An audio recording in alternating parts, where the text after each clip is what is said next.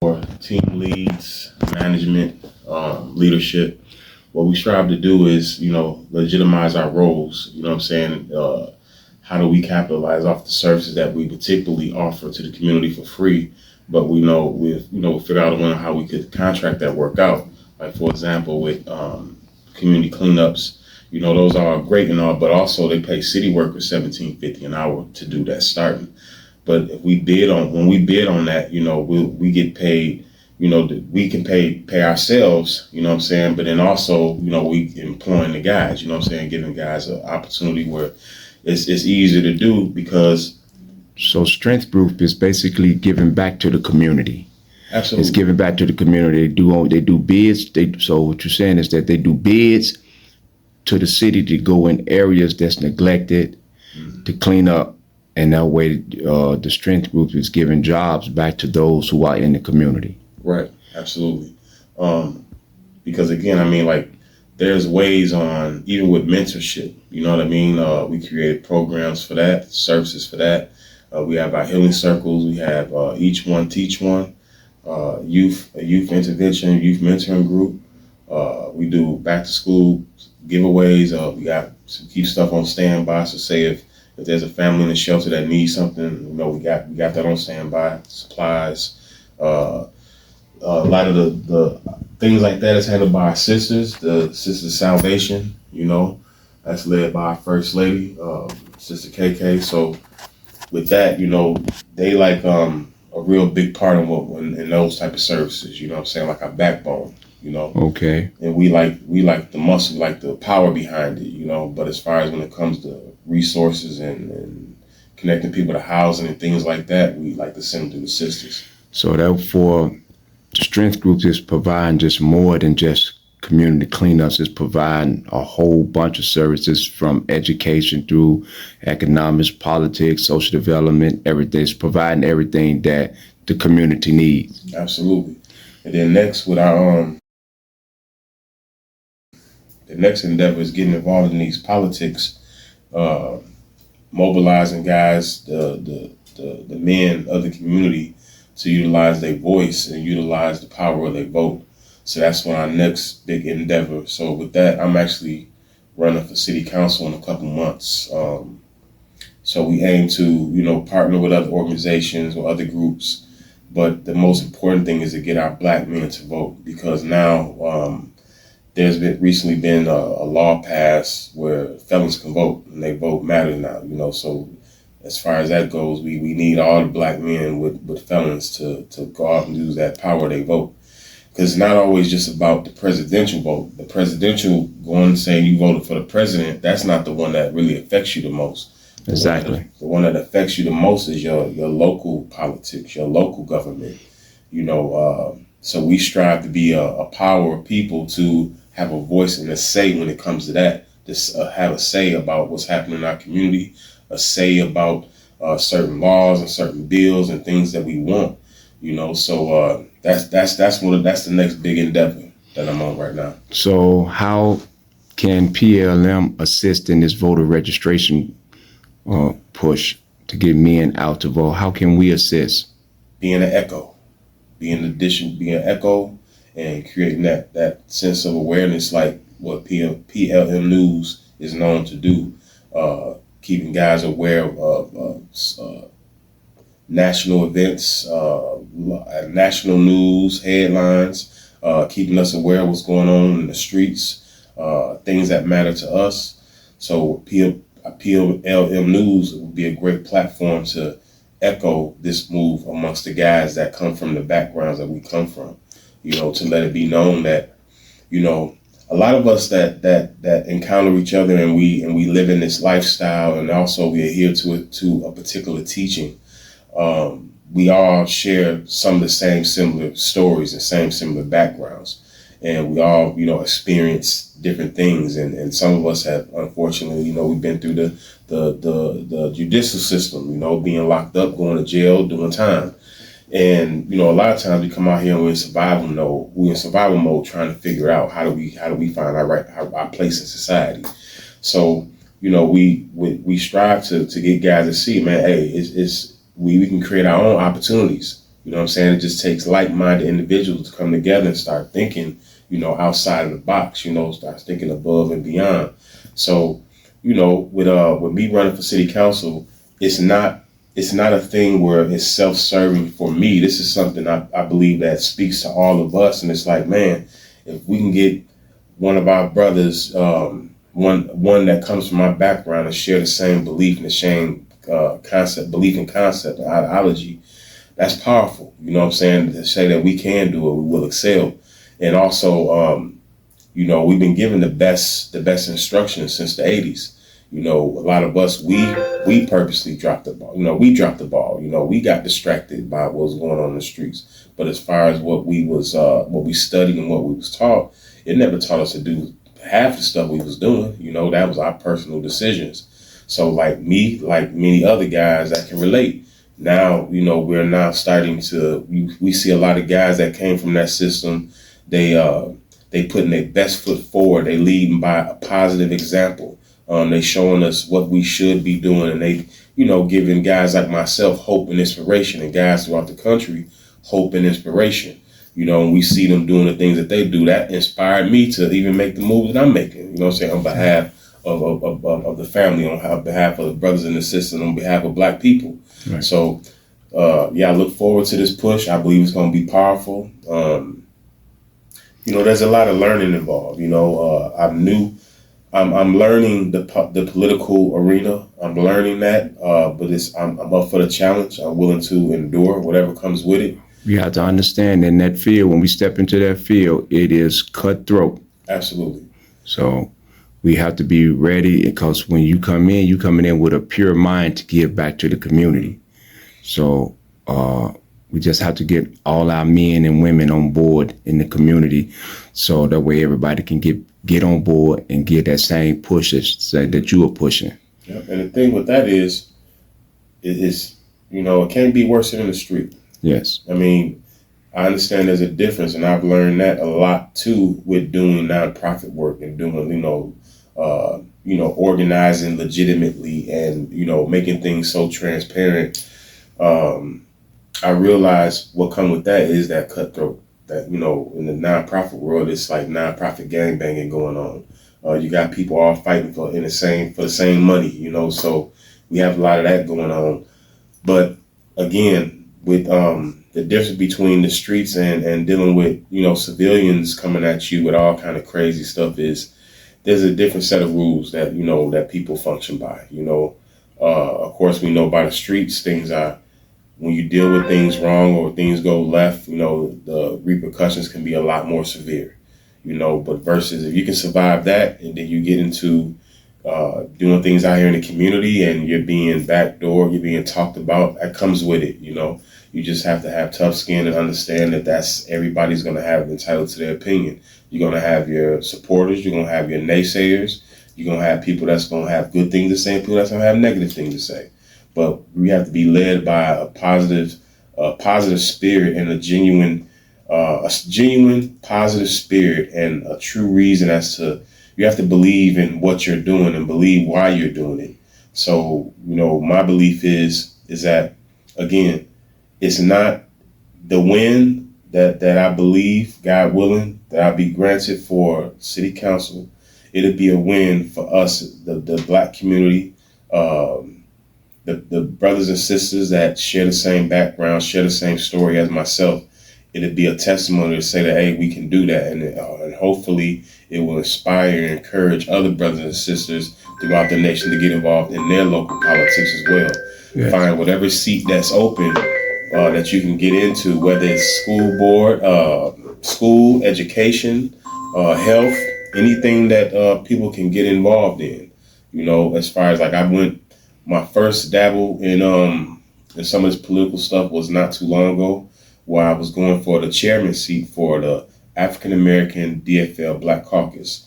So I went for that. I didn't win that. However, I was elected to outreach the director position. Okay. So I'm in. I have to learn what that role entails.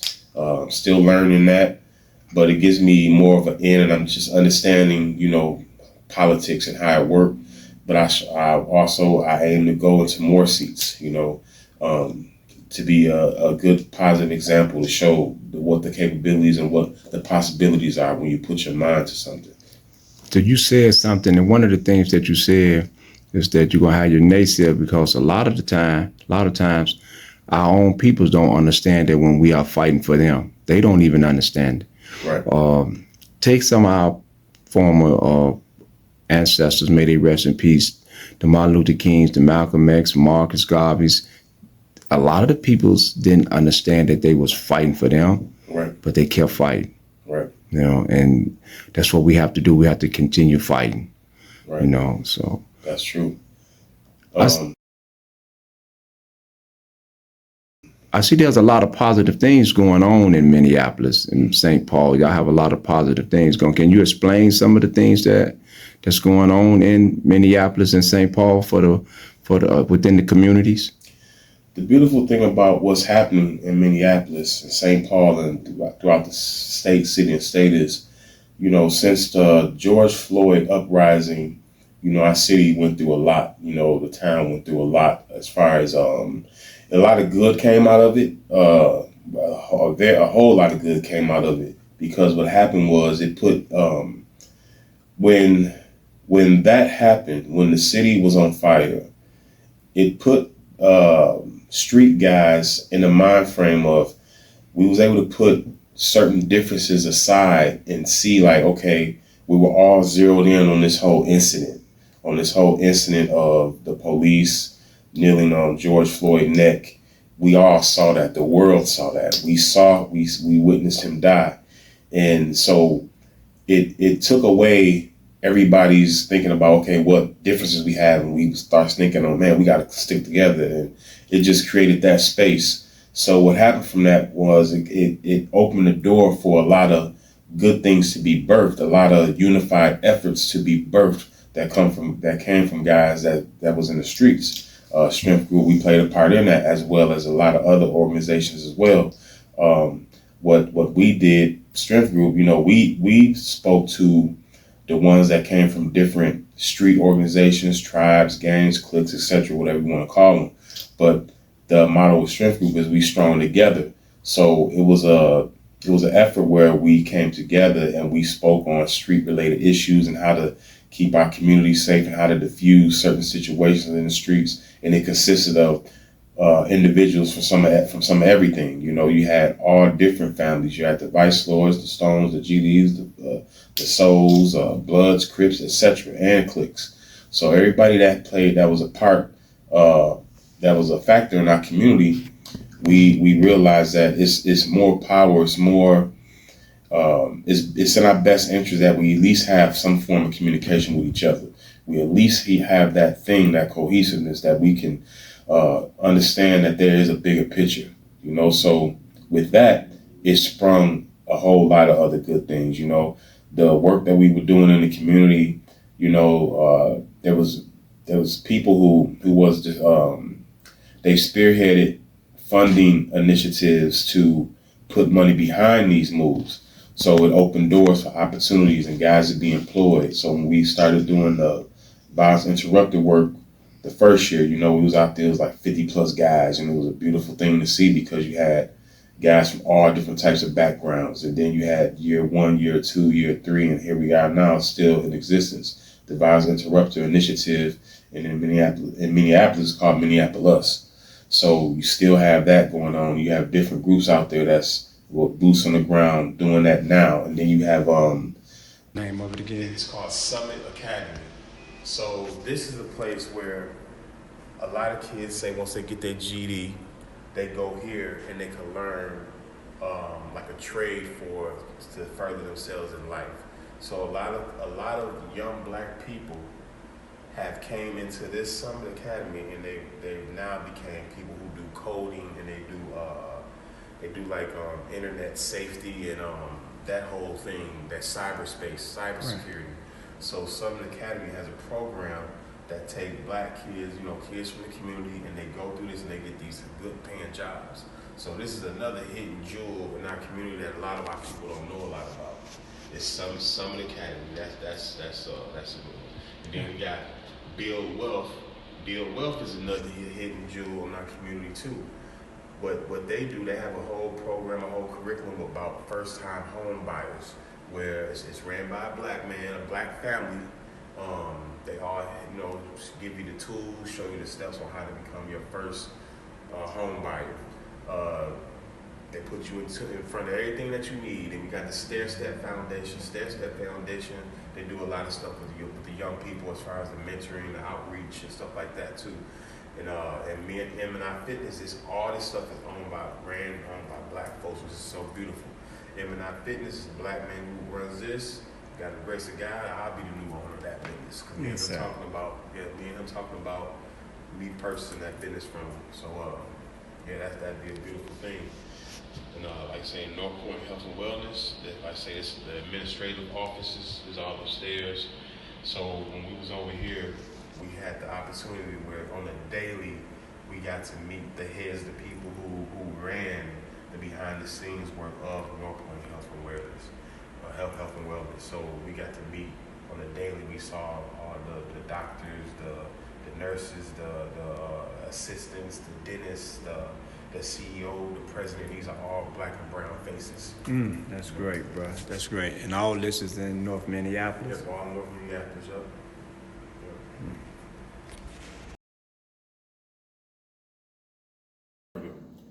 I encourage guys, there was a photo that was being shared of him when he was on the ground laying there.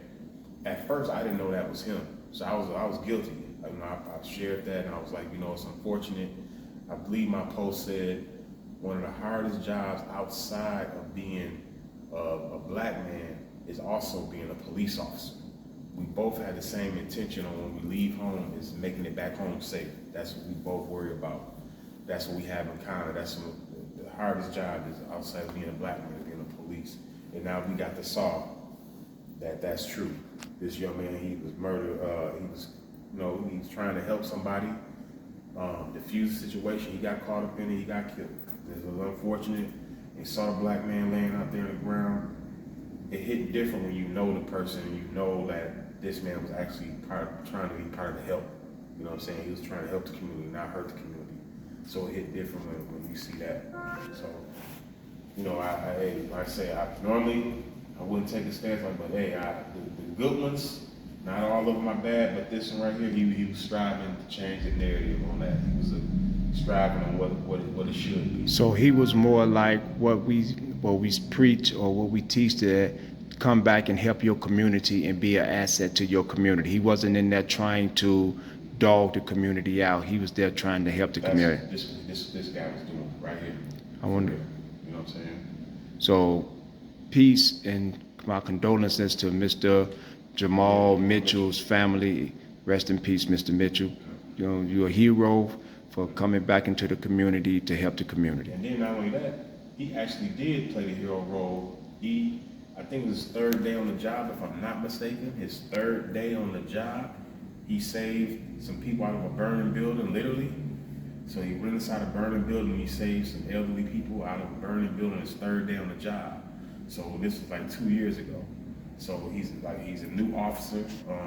Like I say, him along with, there's a handful of others that came that are black people that came when everybody else left, when all the other police left. Yes, sir. You have groups like A Mother's Love, which is, a woman-led group, but they do beautiful things. They're like the mothers, the aunties, the sisters of the community. So from that, a lot of good things were birthed that's still here today, that's being an effective role in our society and in our community. Is making a hell of a difference right now today. So that's like, even the strength group don't have anything going on, we're inspired by seeing other people have stuff going on. Exactly. That keeps each one teach one, and exactly. We are stronger together. Absolutely, because we all know sometimes contract work, it runs out. Sometimes there's a brief intermission. But when you still see your brother and sister on the left or the right of you and they still pushing, it encourages you to keep pushing. So that's why I say, the concept of organization is important, because like I say, we got the best teacher. We take that concept of organization and apply it to the like-minded people that we work with. And that could be all different race, color, creeds, whatever. But we take that concept and we apply it to our daily life, we can make some beautiful things come together, and we can make some beautiful things shape. Yes, sir. Yes, sir. I want to thank you, bro, for taking time out of your busy day to sit down with PLM to let us know about the strength group and the positive things that's going on in Minneapolis and St. Paul. And just rest assured that PLM is on board with this voter registration for Minneapolis, St. Paul, and we're gonna do everything that we can to make sure that you are elected to city council. Absolutely, that's love, bro. Love. Thank you. Thank you.